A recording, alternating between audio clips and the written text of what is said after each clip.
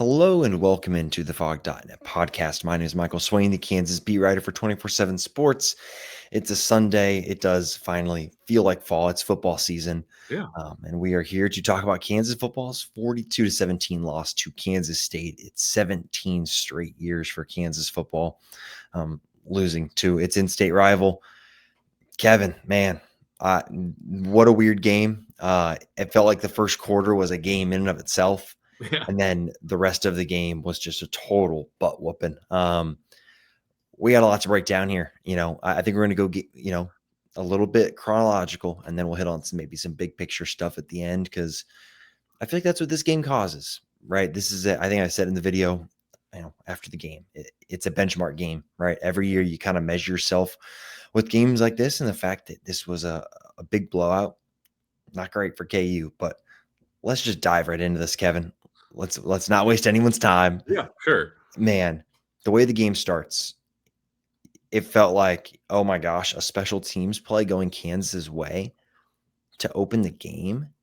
It felt like if you're looking like for signs of like, okay, is this going to be the year that KU is going to do it? Well, it certainly felt like getting a fumble recovery on the opening kickoff was going to set the tone. What was your reaction when that play happened? Because in my head, I'm like, all right, well, if you're looking for signs here, like that's certainly a sign that the ball bounced KU's way the first time. Yeah, you feel like the script is almost getting flipped because K-State, you and I have said this, it feels like for 20 years now. I know it hasn't quite been that long, but it feels like we always say K-State isn't going to beat itself. Like you have to go out and beat K-State because K-State is not going to make the mistakes that's going to give you the game. And so for the opening kickoff, great hit by Dye, great recovery, obviously, by Vedral. But at the same time, it did feel like, K-State made a mistake and made it really early on where Kansas has a chance to really get off on the right foot. And then I don't know how you felt about the next three plays, but when Jalen when Jalen gets in or doesn't get in, even though they ruled that a touchdown, I don't know if you felt this way, but I kind of felt like, okay, they ruled it a touchdown, but it almost felt like because of the way it happened and all that stuff, like maybe the momentum didn't really kick in like it should for hey, we just forced a fumble, we got a touchdown, we're up 7-0. It almost felt like we avoided disaster there versus something that felt like, oh, we should be fired up right now. 100%, man. I felt the same way of like, that was close Yeah. to not going KU's way. And all of a sudden, if you're talking about sliding doors moments in a game, right? Yeah. You recover the opening kick, like a fumble, and then all of a sudden you turn the ball over right when you're going in the end zone. Like that would have been a worst case scenario deal for KU. And I wonder too how much of that play then plays into Jalen's overall jitteriness and not playing to the level he's played at for all of this year. We'll get to it, but like this game overall was much more of a 2024 Jalen Daniels than it was a 2025 version of him that we've seen. And I think for me then, Kevin, like you look at the next drive and the way that K-State just marched the ball down the field, that was okay, it's going to be a long game with ebbs and flows because, man, coming off a bye week for KU's defense to look like that, right, on the first drive of the game. And I know, right, there's the jokes about scripted series and hey, let's see what happens when the series aren't scripted. But for how smoothly K-State moved the ball, that was just a huge, for me, warning sign that like, K-State's putting up points today. It wasn't going to be a game where KU all of a sudden comes out of the bye week with a great game plan and stymies them, right, and holds them under 30. I thought that first kind of defensive drive for KU and the way K-State just marched down the field and got it, that was another one of those type of moments for me early in the game. Yeah, I agree. And I think one of the things that I was interested to see was how Kansas would deal with Jace Brown because, Jace is a guy that had a pretty good game 2 years ago. Last year, Kansas mostly kind of kept him in check with Kobe and Mello. And he wound up having good numbers, but part of that was, I think, like a 42-yard completion where he pushed off at the end of the half and KU declined the penalty to get into halftime. And so it was really like he had 50 yards or ish yards receiving a year ago. He had that in the first quarter in this game. And so it felt like that was going to be a matchup. And we've seen it against Cincinnati. We've seen it at some other times where it was just sort of like, hey, Kansas is not going to have an answer for this guy. And it also felt like Swain, the way that they attacked the weather was different, right? It felt like Kansas didn't want to put the ball at risk very often. And I don't know if that was a Zabrowski thing. I don't know if that was a Jalen Daniels thing.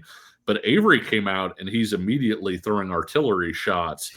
It was like they went the other way. And a lot of people feel like when there's inclement weather like that, there's a chance for big plays because it's tough for defenders to stick and cover stuff.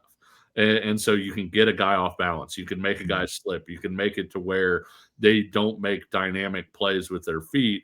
And K-State went right out and went after it. Man, the first play from scrimmage, right? Jalen Todd gets burned. Yeah. And I think it's a good penalty. Yeah. That may be going to the end zone, right? Yeah. If Jace Brown isn't impeded on his way. And your point about the weather is interesting too, because I don't know, Kevin, did it feel like KU players were slipping more than K-State players? Like Daniel Highshaw could not stay on his feet all game. Yeah. Highshaw slipped so many times. And that was something too that I thought was so interesting, is like watching KU players kind of slipping and sliding a little bit when they're trying to plant. And I maybe I was missing when K-State players were sliding. Even little things like the post route that Jace Brown caught over the middle right in front of Taylor Davis. Mm-hmm. It felt like Davis was in phase, was in a position where he could contest that catch at the catch point. And like he didn't like slip, but also there wasn't that point where DB plants his foot and gets there, right? And so he winds up just sort of tackling Jace Brown after he makes it. And so there were little things like that too, where you didn't even have like the out and out, hey, this guy's falling on his butt, but he wasn't planting in a sure way to go make a play the way that he might have, on a dry field. Yeah, and this is a K-State team too, right? And Leipold talked about going into the week, right? They've got speed, and so you got to be on the front foot, right? Especially with Jace Brown, the way they use him. Avery, obviously everyone knows how good of an athlete he is, and it was something that you saying that I felt like, yeah, like the weather definitely played a part. And then you go to the, KU's offense has a 3-and-out, or I guess technically maybe they got one first down, but then right there's the bad snap. Yeah. That goes to Finn Lappin. And it was weird watching it too, because it felt like could Finn have dove on the ball? Maybe. Watching the replays, it gave me a little Cam Newton, the Super Bowl vibe of like hesitating to jump on the ball. But still, it's one of those where all of a sudden you go from making a huge play on the opening kickoff, special teams, right? A unit that's been so good for Kansas, top 20 in the nation going into this game. And then all of a sudden it was like that's the Kansas and the Sunflower Showdown that we've seen over the years. A drastic special teams error that leads to points for K-State and a huge, huge momentum swing in the game. Yeah, it's funny you say that, because Kleiman in his post-game press conference felt like K-State's fumble and KU's ensuing touchdown to start off. He's like, our guys weren't affected by it at all. He was like, they were just kind of like, okay, like weird start. We're going to go down and score a touchdown. But he said that when they got the dropped punt 6, basically, he's like, that felt like the changing point in the game for us, where maybe he said, maybe it was a trade-off, like, hey, you get a special teams touchdown, we get a special teams touchdown. But he was like, it didn't feel that way. Like, it felt like, KU maybe took that a little bit differently than K-State did, where it wasn't one of those things where KU looked at it as, that was a weird play, let's go get him back. He felt like that was maybe the biggest swing in the game, was them getting that to go up 14-7. Oh, I definitely think so. I think if you want to talk about momentum swings, like that felt huge. And even if you want to look at it from a super net lens, if you will, right? Yeah. KU gets a special teams touchdown, basically, right, on the Yeah, kickoff. sure. It sets up a touchdown. Okay, well, now this is a touchdown for K-State. Okay, well, cool. It should be net even, right, on the scoreboard. But it didn't feel that way because then KU's offense comes out and has what looks like an encouraging drive, right? Moving the ball a little bit. Jalen gets the quarterback run game going early in the drive with the 15-yard run. But then it's a turnover on downs, and K-State gets pressure on the fourth down. Jalen fumbles it. And that was another thing too, Kevin, seeing the quarterback put the ball on the ground twice in the first 3 drives of the game. I know it's wet, right? So Sure. you totally understand that, but seeing the quarterback do that is not giving anybody confidence. And again, you think about how the game unfolds, you wonder if that stuff ends up playing into Jalen in the back of his head, right? Yeah. How could it not? You almost fumbled on the touchdown. That would have that would have royally messed things up for KU. And then you fumble on a fourth down, and it's a turnover on downs, obviously. But again, you put the ball on the ground and turned it over. Yep. It's huge. So I wonder if those things early in the game ends up playing into this whole Jalen starts to press thing that you end up seeing, I think, a lot more in kind of the second and third quarters where he was missing wide open throws. There were times when you're like, where, like there was one throw to the far sideline where there was just nobody there, and you're like, who are you throwing that to? What sort of miscommunication happened here? And everything just looks so much more disjointed after that. And so just as this game starts to happen, in the back of my head, I'm wondering, like, man, how much of this early on in the game is having an impact on Jalen and just his psyche? Yeah, and the thing about that fourth down play too is they had the blockers to pick it up. K-State ran like a little like sort of cross blitz out of double mug, which basically means the linebackers are both set up over the center. Bryce Foster takes one guy, kind of passes the other guy on. Well, Highshaw, basically picks the same guy that Bryce Foster does, and so the other linebacker comes free. And so I think it surprised Jalen too. Like, hey, we should have picked that up. We had the guys to pick that up, and yet he's on top of me before I'm ready. None of the routes were anywhere near getting open when that happened, and so there were a number of times too, and I'm glad you mentioned that because Jalen did miss some open throws in this game. There's no doubt about that. But there were also a lot of times where when Jalen was seeing pressure, the route combination that KU had was totally erased by whatever Clanderman called it by K-State. And Clanderman, I know nobody wants to hear that the other team did well, right? It's always your team's fault. It's never the other guy. Clanderman and that defense, I mean, when they were on zone, they carried guys perfectly. They were in the spots they needed to. And a lot of the stuff watching back where you're like, well, Jalen technically has a throw here, but it's the dump off, and he would have had to get to the dump off really quickly because of the pressure he was dealing with. And so, yes, he did miss some throws. There were also a lot of times where K-State had everything boxed up by the time Jalen's having to make a fight or flight decision. 100%. Oh yeah, K-State's defense had a great game plan for this game. They really did. They did such a great job of keeping everything in front. Right, where K's passing attack has been explosive this year. Well, they did a great job of keeping kind of everything in front and really making those throws that are 10 plus yards down the field hard, either because KU's wide receivers really struggled to get separation on man coverage, or again, like you said, the zones and the way that they were carrying things and the way that they were set up, the distances that they had, right, were really on point and really well coached to where Jalen didn't complete a throw more than 10 yards down the field. Yeah, it was crazy. Like that is the perfect encapsulation of the game plan.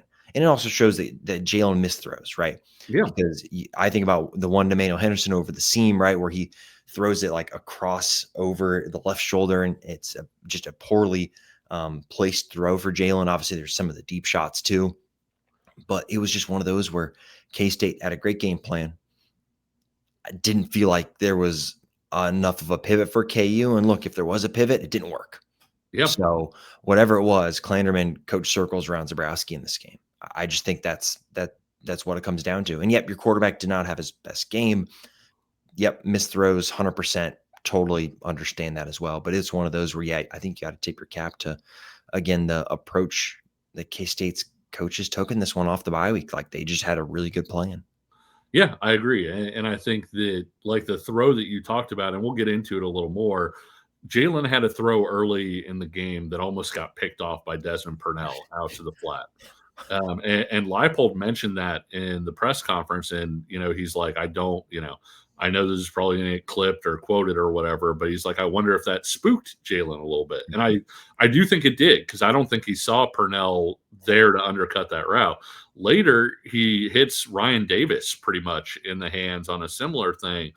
And so when you look at that Henderson hole shot, and we'll get to that a little bit, the seam throw that he makes, he's throwing it away from the safety. Well, he had already kind of looked off the safety. The safety wasn't there, but that's the throw you make when you're worried that the safety is going to come in and kind of cut off your route. And so looking at it, it was like he made some of those throws where he was trying to throw the ball too far away from the coverage, and it wasn't really, an issue in that circumstance.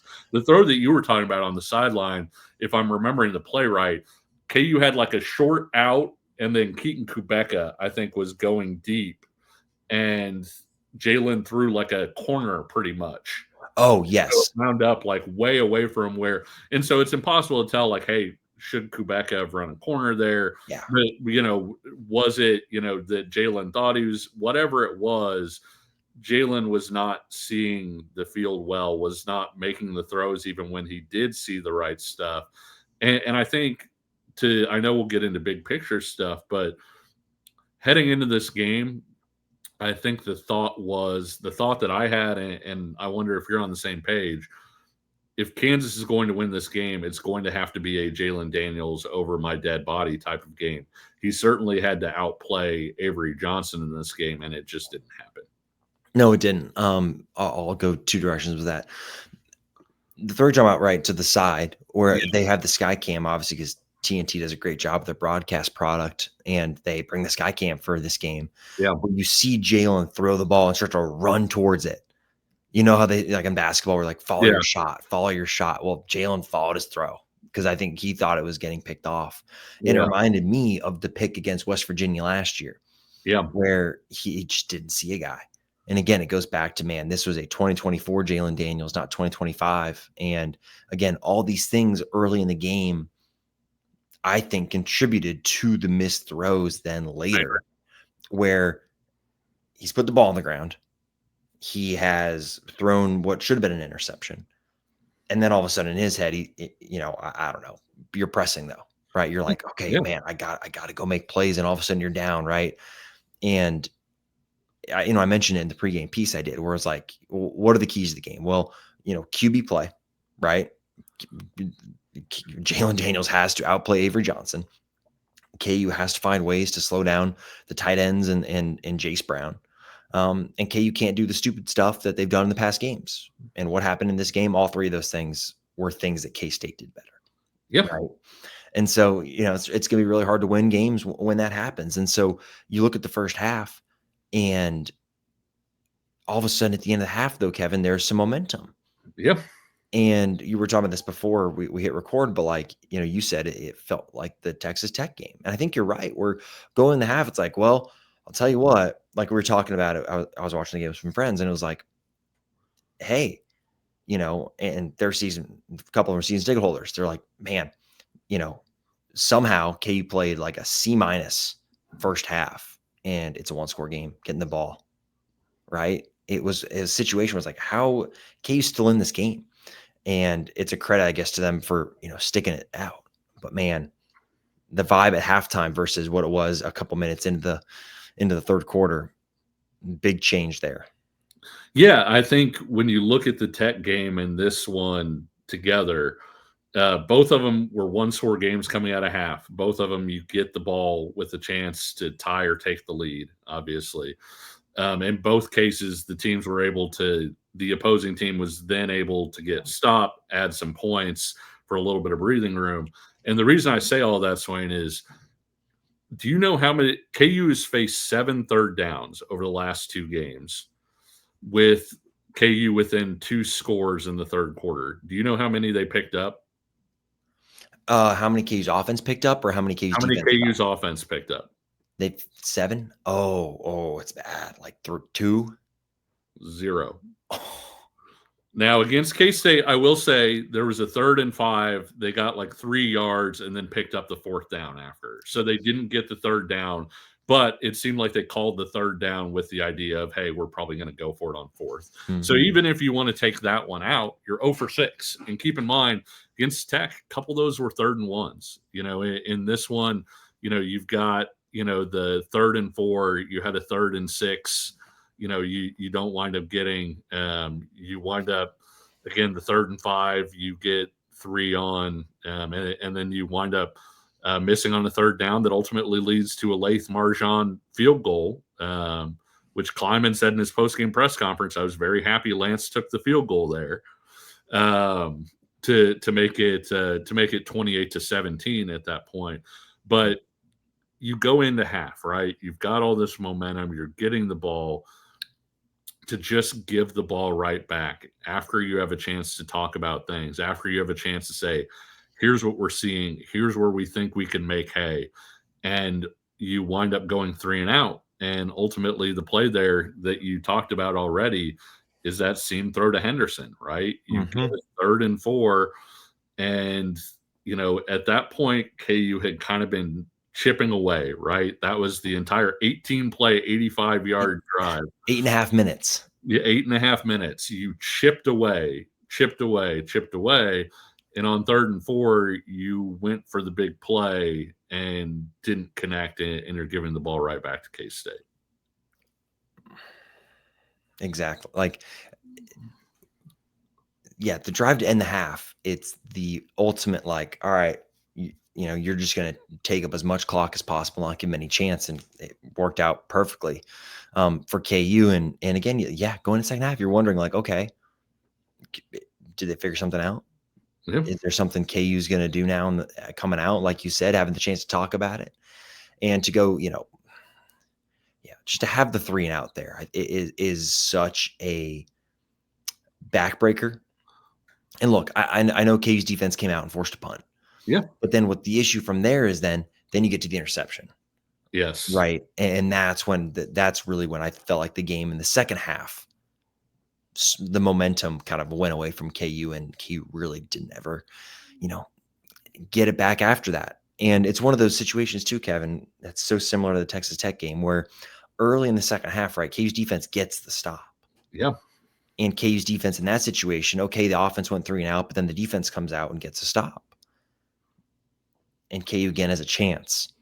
And it's a poorly placed throw from Jalen, I think. Behind him a little bit. Should Keaton Quebec catch the ball? Probably, maybe. But the defendant, and you are worried about the safety coming down. 100%. But the corner is behind him. Mm-hmm. So you want to put it out here where he can.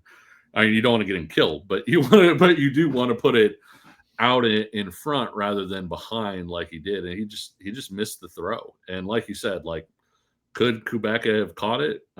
Maybe. It's got some heat on it. It's behind him.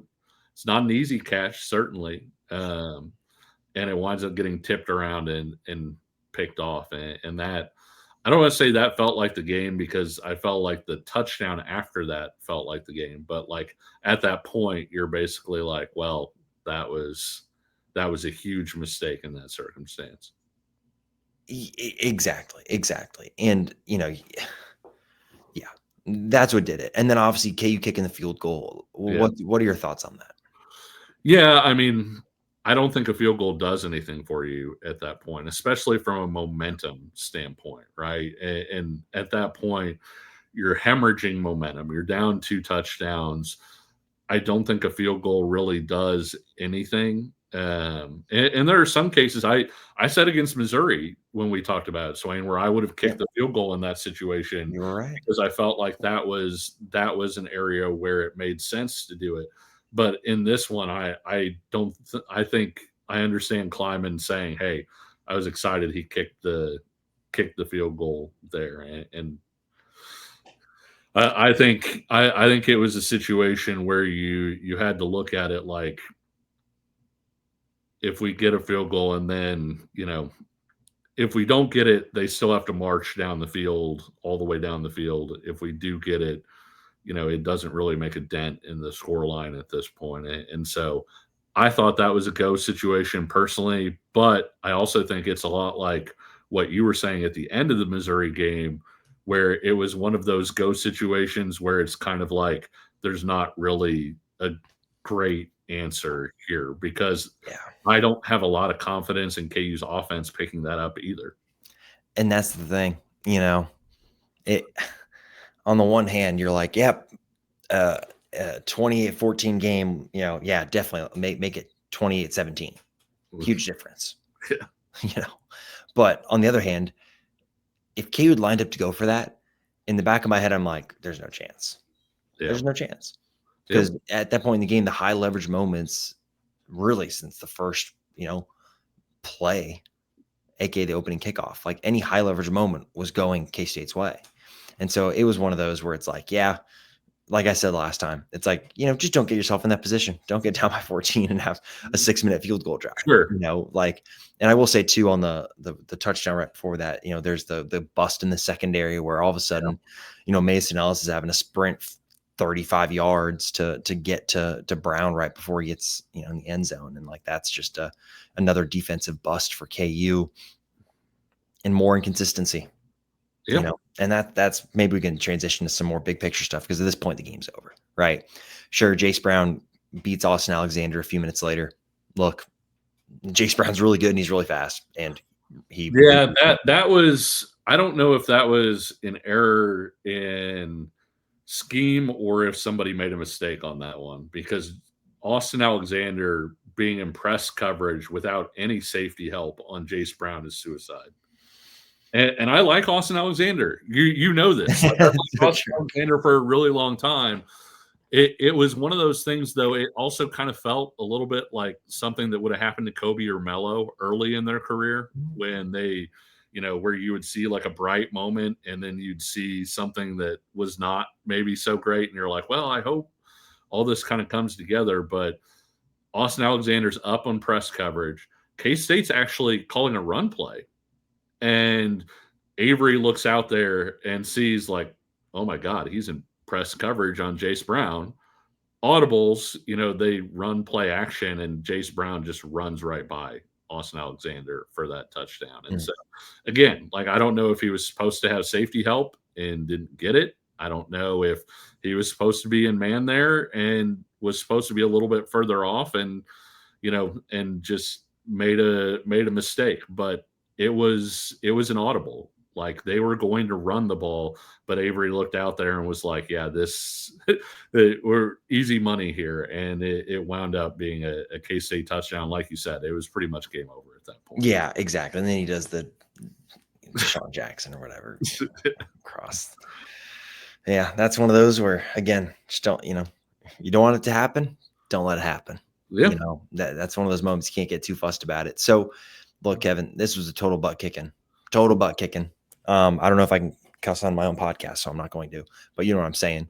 Like, you can just look at the EPA play stuff, like, get rid of the success rate, because, that's not necessarily telling the full story here. Yeah. Like, K-State 55th percentile, KU 4th percentile. Yep. Right. And K-State was much more explosive passing attack. They just went deep. And for me, Kevin, what was super concerning, listening to Lance talk post game, is the fact that, they said they practiced a lot of, deep coverage stuff, and that was a part of the game plan. And they just got beat a lot, and that for me is super concerning when you hear a head coach talk about during a bye week, having the chance to prepare and preparing for that and not have it happen. That is super, super concerning. And again, we're here listening to the head coach talk about, hey, guys on defense need to be in the right spots. And this comes, 4 days after your defensive coordinator comes up in front of us and talks about, hey, it's on the coaches to make sure the players are in the right spots. Well, the coaches did not do a good enough job. And, that's what it comes down to. Yeah, I mean, Leipold said in the post-game press conference, like the blame is with me or whatever, and there's a lot of places you can put blame. Like I really do think, I know everybody wants to say, oh, this is all on Jalen or this is whatever. This was a team loss. There were mistakes kind of all over the place. Offense, defense, special teams, coaching, all of those things kind of combined to make this cocktail where you got your butt kicked. And I think that when you look at this game, that was maybe the frustrating part of it. The offensively, the one thing that I noticed that I thought was a little bit different coming off the bye week was they did go some up tempo stuff, and I felt like that was maybe K-State's a defensive sub team. In terms of they have some really good guys that are really good at specific things, and it felt like KU wanted to kind of hurry up at times to keep K-State from getting those guys to sub in. But overall, it didn't feel like KU was running a lot of new concepts, new things that were specifically designed to attack K-State. No. And even then, Kevin, they did some up tempo earlier in the year. Like it's, it's not super, new, honestly. No. And hey, I will say this, man. Daniel Highshaw deserves a ton of credit. He busted his tail all game. Like, I don't know if he went down on first contact all game. Yeah, I don't remember any time outside of him slipping once or twice with the ball in his hands. And Jalen went to war as a runner. Like as a runner, like if you take out the sack yardage, he had 13 carries for 80 yards. Like that's terrific, especially against this kind of defense. And he and Highshaw gave Kansas sort of some semblance of running game that, well, let's be honest, they've been missing. Mm-hmm. And I think that's the tough thing if we're talking big picture stuff about the offense moving forward is you built an offense that's so reliant on Jalen Daniels to be just unbelievable as a thrower and do the different things that he does because you don't protect the quarterback super well. You don't run the ball consistently and or explosively. And so you don't have a scheme that as of right now is doing the heavy lifting for you, where you have open receivers running all over the place and things like that. They had some of that earlier in the year, but I think a lot of those things, people have kind of seen that Mm-hmm. fake option play action throw that KU runs with the wheel route, tight end leak. The last like 3 times or so that KU's run it has been absolutely boxed up by the defense, and there's nowhere to go with it. And so because of that, you're putting yourself into a position where it's like, well, I hope Jalen can make a guy or two miss in the backfield and find somebody down the field. And that's a really, really tough way to win as an offense. It is. And Kevin, you want to know here? You want to guess this? I just looked it up real quick. Yards per carry. What is KU averaging in Big 12 play? So only in conference games. Oh gosh, I would guess in the 3s. 3.8. Yep. And this is after last year. Obviously, you have the greatest running back you've ever had in your program. Sure.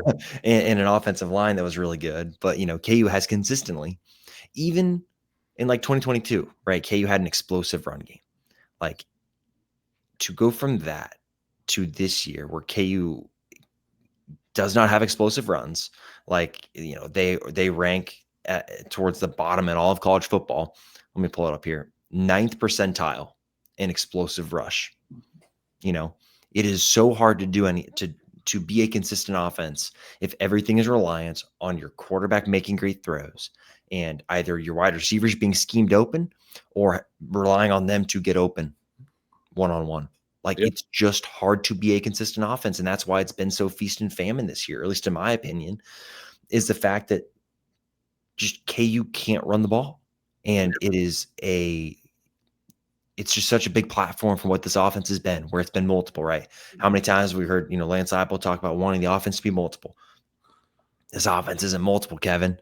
Yeah. It's not. And that is something that is putting a ton of pressure on your quarterback. And when Jalen has a C- game, this is what you get, and it's back-to-back games, right? Where Jalen's had some struggles, right? No doubt about it. But he has also been put in a position where everything hinges on him being great. Yeah. And you can see just the weaknesses when he's not. And you can't live that way. And that was one of the reasons, I'll be honest with you, that I thought, and I know I'm sounding like a broken record with this, but it's a reason why I thought there'd be more option with this year's team, is when you look at, Swain, you and I talked about like the aftermath of sort of the Arkansas game, right? And just sort of when you saw KU on the field with an SEC team at that point, KU was undersized. They couldn't run the ball. They couldn't do anything they wanted to do because the gap in size and physicality and athleticism, all of those things were way too great. Well, those things have improved, but at the same time, I don't know that they've improved to the point where you can just line up and run wide zone and expect to be impactful. And you look at some of these third downs that KU isn't landing. 3rd and 1, Leshaun Williams gets stuffed for a loss against Tech. 3rd and 1, you feel the need to run play action, and Jalen Daniels gets sacked. 3rd and 4, and you're having Jalen throw a seam route. You know what used to be called in those situations? Option. And you used to be in situations where you didn't depend on your offensive line to be perfect, because the option takes some of that away from the pressure on the offensive line. You can get the defense leaning one way and then going another way. And right now, they aren't fooling anybody. And so it makes it so much tougher to make things happen as an offense. And I think when you look forward, Oklahoma State is really struggling, obviously. They're awful. You would expect Kansas to go out and win that game, but if you're looking for Kansas to get 6 wins, 7 wins, they're going to have to figure something out offensively where they're tricking somebody, because as it is right now, it feels a little too straightforward and they aren't winning. No, Kevin, and here's the thing too. Like the last 3 games, Kansas has one touchdown in the second half. Yeah. Like basically KU scoring early, or they're scoring late in the half, like we saw against Tech and a little bit, against K-State. But Kevin, the one touchdown they have was set up by Jalen Dye on a forced fumble against UCF, where Kansas got set up inside the 15-yard line. Yep. That's the one touchdown Kansas football has had in the second half of a game in the last 3 games. It's mind-boggling that all of a sudden an offense that was able to put up points against a really good Missouri defense, was able to score a lot against Cincinnati. All of a sudden, teams are figuring it out, and KU has no answers. Yeah, there are no answers, and so are you going to keep doing the same thing and ramming your head in the wall, trying to force your way through and get the breakthrough, or is there going to be different changes that are made offensively, schematically? Like, I don't know. But man, like, it's a huge concern, the fact that Kansas now in these games has just been non-existent offensively in the second half, where teams are getting a feel for it and they are adjusting at halftime or doing something, where then in the second half they're able to really stymie KU. And KU right now is too easy to pin your ears back against, especially in these games, because there is no threat of, okay, well, if I come really hard off the edge, someone could leak in behind me. No, it's they're going to try and go deep to Emmanuel Henderson or Cam Pickett running a route over the middle, or Keaton Kubeka running a corner or a post. Like, that's kind of what it is right now. The middle screen is like the one thing that that little middle screen is like the one thing that they're running in those situations to punish teams for coming forward. But to your point, I don't know that that's enough to get people out of it. And it used to be, you have all of these different motions and things like that attached to the option, that even when you threw the ball, Mason Fairchild is running wide open down the middle of the field because everybody's looking to the left and the right. And you were able to kind of creatively get all of these guys open. And, it's interesting, you talking about making changes, because I get they're in the middle of the season. It's difficult to do that. For sure. But at the same time, if they don't, if you go into that Iowa State game coming off a bye week and you don't make significant changes and you give John Haycock 2 weeks to prepare for, you give Haycock time to prepare for what you're running, like it makes it really tough to win in that circumstance. It does, Kevin. And so now big picture, like I look at KU and tell me if you disagree, but it's a 3-game season. Yep. It's a 3-game season. KU has to go and either get a Big 12 road win over Arizona or Iowa State, or you got to beat a Utah team that's going to bring a really good defensive line in. And you're going to have some of the same issues. I don't know if their D-line's like a Texas Tech or a Missouri good, but it's Pretty a good. top third of the Big 12 probably, in terms of overall talent. And that was the thing too, Kevin, in this game that is concerning is I look back in 2022, KU got worked in the trenches, I think. But 23 and 24, it was pretty even. Yeah. And this was a time when just K-State just kicked KU's butt. It's one of those where K-State didn't really run the ball super well, but they've not run the ball well this year, really. Yeah. But you just watched, and KU really could not get any pass rush on Avery. I think it was 5 pressures overall. KU's offensive line really struggled. Obviously protecting Jalen, where I think it was a third of his dropbacks or more were pressured, and had some struggles run blocking where a lot of those yards came from Highshaw after contact, and it's just one of those where I used to look at it and it's like KU had taken some huge strides. And now in this game, it's one of those where you look at it and say, man, KU just got its butt kicked, and it's tough. And Kevin, it's bad. Highshaw had I'm looking at the PFF stuff. Highshaw 67 yards, 50 of them were after contact. Yeah.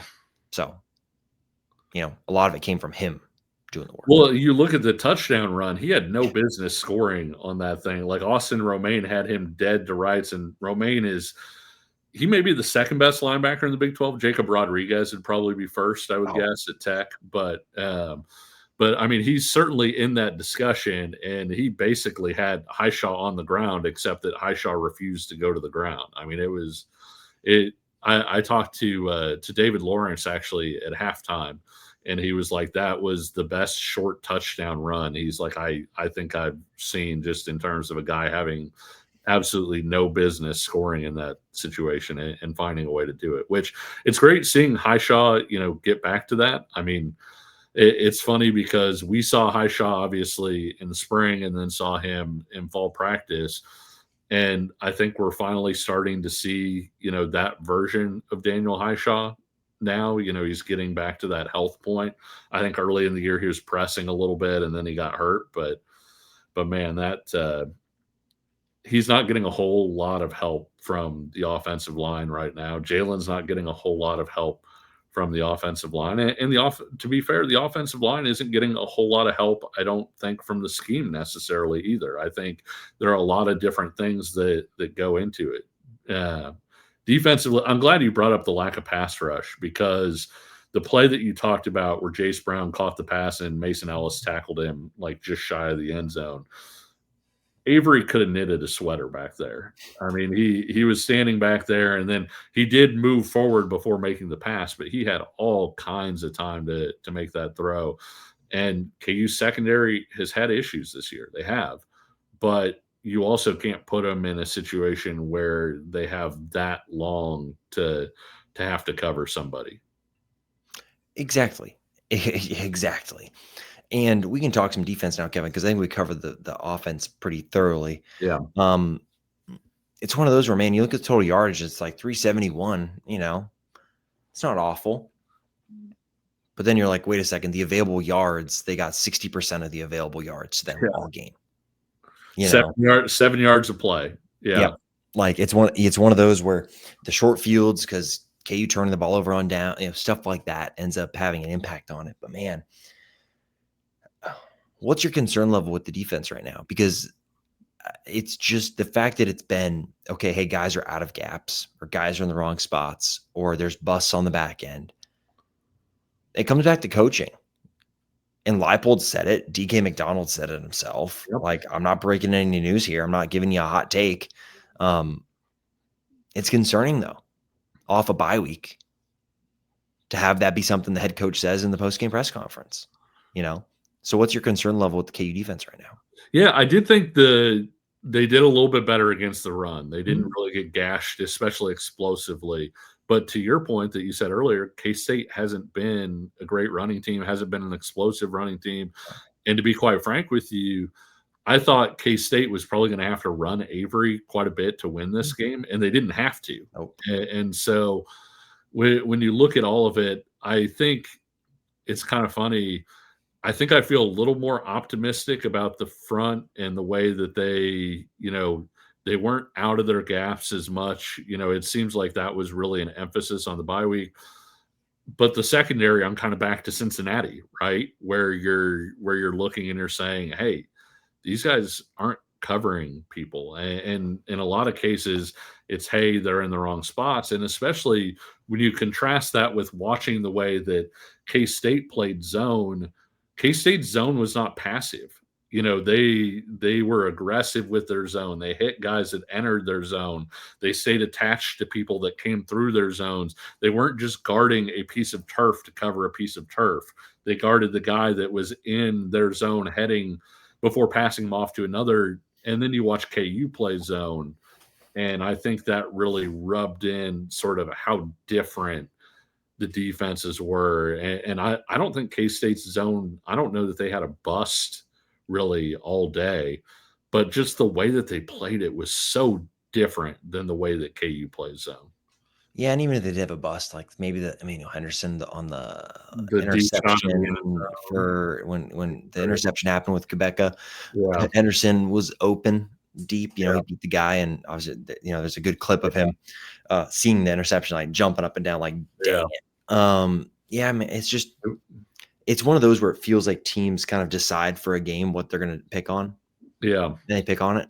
Yep. That's just my feeling I'm getting, because I looked at the way that UCF tried to do stuff with pulling linemen, and the way that they really made KU pay in the first half of that game. And then KU obviously comes out and guys were in the right gaps in the second half.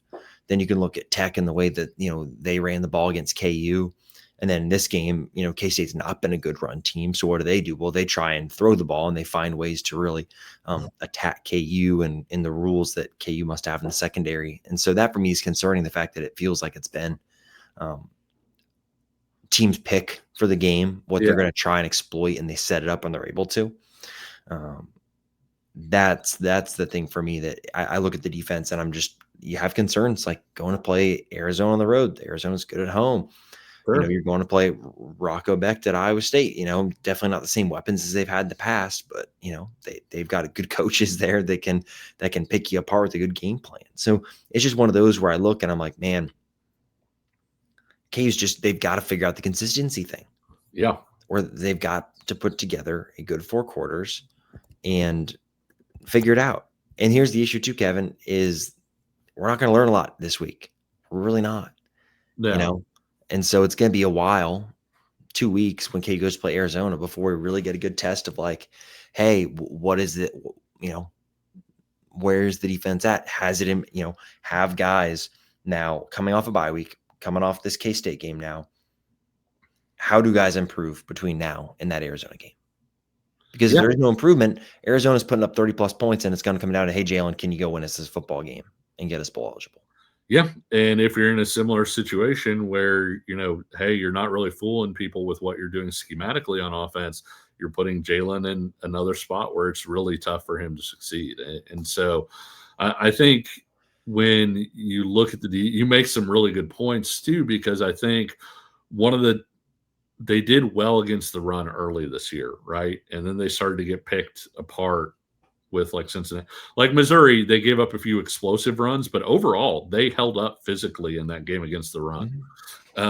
When you look at the Cincinnati game, when they got gashed by the run in the Cincinnati game, it was when they were dropping more guys into coverage to try and help, because they were getting gashed in the passing game. And I think that was some of what you saw against UCF, at some of what you've seen, sort of before halves with some of the runs that they're giving up is they don't want to get beat by the pass. They're moving everybody back. The other team's like, well, we'll run it here and we'll hit you with it. And so, yeah, I do think that's a real concern. And I'm interested to see how KU tries to solve that, because some of these teams that they're going to play are teams that can beat you both ways. I think if you're one dimensional, KU's defense might be okay. But if you're a team that can have success on both fronts, I think then KU's defense is going to continue to struggle. Yeah. And so overall for the season, Kevin, like I was thinking about this today. You look at the year, and KU's won the games they should win. Yeah. Right? Fresno State, Wagner, West Virginia, UCF. They'll win this week against Oklahoma State. And if they don't, oh boy. There's that'd be ugly. And KU lost Texas Tech, lost Missouri. Fine. Those are roster games. Sure. Could KU have done stuff to be more competitive against Tech? Could KU have done some stuff to finish the game better against Missouri? Sure. But like, those are games going into the year. You're like, yeah, those are hard games. That's going to be tough to win. And the season comes down to Cincinnati, K-State, Arizona, Iowa State, BYU. 5 games. KU's 0-2 in those games now. Right. And you got 3 left.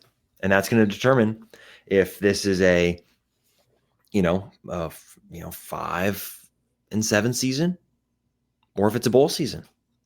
Yeah. And that's going to be a big test for where KU's at, because now these next couple games are going to be even. KU going on the road to play Arizona. Arizona's easily less than a touchdown favorite. KU going to play Iowa State. Iowa State probably will be a touchdown favorite. Hosting Utah, depending on where things go and how KU plays, how Utah plays, that could be anywhere from, Utah by 5 to Utah by 10. But these are all going to be one possession games. And this is where the coaches have to make their money, right? Because that's what the Big 12 is, right? It comes down to these games. And if you are going to play the like teams in the conference, right, the teams that are around you, if you want to go to bowl games consistently and get to a point where you're competing at the higher end of the conference, these are the games you have to win. And it comes down to coaching, because the margins in this conference, right, it's not, it's not super wide. So that's what it'll also be a nice test of culture carryover. And what I mean by that is, last year, we all pretty much whistled that team dead. They win 3 straight games against ranked teams, but those were guys that had been in the program for a really long time, that had come up, had the culture established over years and years and years. And so, you came out of that season saying the culture of the program's pretty good, because they didn't roll over and die when they very easily could have. Well, now you have a team where you went into portal for a lot of guys. You've got young guys starting to see the field and things like that. Yeah, you've got Jalen and Daniel Highshaw, but overall, a lot of these guys are either their first year at Kansas or their first year playing major roles at Kansas. And so it is another significant test to your culture of, are guys gonna fold it in and say, hey, this, it's been nice, but this year is pretty much over? Or do you have this thing built well enough to where guys just say, hey, nobody cares that we're hurting, get back to work and make next week better? And I think that that's going to be the interesting thing to see. Exactly. And it's just another test, right? And this was a season, right? I think I said 8-4. Oof. Still could happen. I said 8-4, but look, at the end of the day, that was the higher end of the spectrum of the range of outcomes for KU. I don't think 8 wins is the expectation at Kansas right now. Like, you've got to consistently make bowl games before setting you got to progress, right? It's going from, hey, can you make a bowl game when Leipold gets to KU, to now, hey, can you consistently make bowl games? And then once you consistently make bowl games, then you're able to take that next step and say, hey, can 8 or 9 wins end up being your expectation? Do you know what Mark Mangino did in year 5? What? 6-6. Yeah. Like, it's going to happen. The next year was the Orange Bowl. I'm not saying that they're going to go to the Orange Bowl next year, but I am saying that year 5, there were still some questions like, hey, is this program turning the corner? Are they in a spot where it was the same exact stuff that you're hearing with Leipold now, Swain, where I know people are climbing in your mentions where they're saying basically like, yeah, it's great that he got us off the mat. It's fantastic, but is this who we are now? Is this his ceiling? Is he tapped out at 5-7, 6-6? I'm getting a lot of those questions, and those same questions were the questions that Mark Mangino was getting coming off of year 5, where they're like, we were the worst program in the Big 12. It took us the Tangerine Bowl. We won the Fort Worth Bowl, but we just went 6-6 again. Is this who we are? 5-7 to 7-5, depending on the year, and that's what we should be now. And they brought back a lot of guys that took their lumps during that 6-6 season. They actually had a first-year starter at quarterback in 07, and they went to the Orange Bowl. So, not saying they're going to the Orange Bowl, but I am saying that this is that part in the process that Mark Mangino was facing at the exact same time. Yeah, and I wonder too if part of it is the fact that you do have the quarterback, and that's the hardest part. Yeah. Is that you have a quarterback that is good. Yeah. Like, oh yeah, for sure. Sure, he has bad games. Every quarterback has bad games, right? But this year he's been stellar. And I wonder if that maybe is part of where some of that is coming from too, of like, Jalen's leaving. Yeah. And the quarterback is the most important part. Sure. And so that for me, I understand why questions are like, okay, well, what does it look like next year and beyond? We can get to that later. But I do think that, look, KU's got to make a bowl game this year. That's just got that if KU doesn't make a bowl game, then that's a real big hit for the program and everything, because KU's just they've got to become a consistent bowl team. And from there, then you can build it. Practices you get, like for the young guys too, like all of that. I mean, the way that your program is perceived on the recruit, all of those things are important. It is. And so, it's one of those where, games like Saturday are important because they set the benchmark for KU, and KU fell way short. Yeah. Way short. And again, there's still stuff for KU. They've got to improve some stuff, but there's still, plenty to play for still. And it's one of those where for KU now, it's just a question of, can you clean up the things that, like we've been talking about all podcasts, can your defense be more consistent? Can your offense do some creative stuff to not have it be all about your quarterback having an awesome game to win? And if that happens, then KU is going to get back to a bowl game. You're going to look back at the end of the season, it's 6-6, maybe 7-5. And it's going to be, it got back to a bowl. And now it's going to be about entering in the next phase of Kansas under Leipold, right? Where it's going to be a lot of new players because there are so many seniors, and certain rooms are going to be rebuilt again. And that's what makes the never-ending kind of cycle now at the portal. And what makes it so interesting is the fact that, every year's a new year. And for KU this year, it's one of those where it feels like the crescendo of this phase of the program, and it needs to end with the bowl game. It just has to. It just has to. You're 100% right. And that's part of the reason. I don't know if you're getting this in your mentions, but I'm starting to get the bench Jalen, start the future, Yeah, that's BS. First of all, Jalen is having a great year. He had a bad game. He was top 10 in the country in passer rating heading into that game. Second, the guy that people are calling for isn't even your number 2 quarterback right now. Like, and I'm not saying that to rip on the kid. I'm saying he's not ready yet. And the number one thing that you can do to hurt a player like that is to put him in before he's ready. And the third thing that you just mentioned, you have to go to a bowl game this year.